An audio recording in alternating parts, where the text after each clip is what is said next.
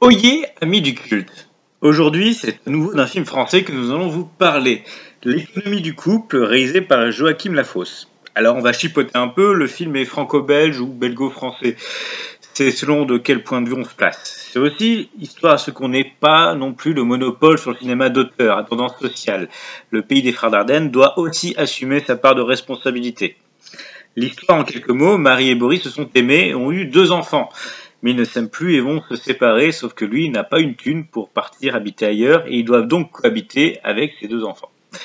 S'ensuit des situations compliquées où les marmots sont en porte-à-faux face à une mère autoritaire et un père permissif totalement.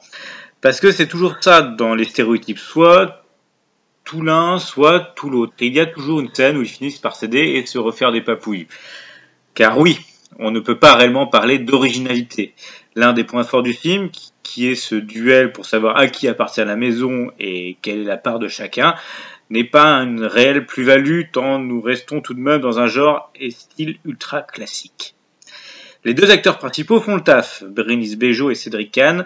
Je ne vois vraiment pas quoi dire de plus. Nous sommes ici dans un film avec une réalisation fonctionnelle, sans grands éclats. D'ailleurs, une grande partie du film se déroule au sein de cette fameuse maison, ce qui certes permet de mieux resserrer l'action, mais participe à montrer la faiblesse du budget.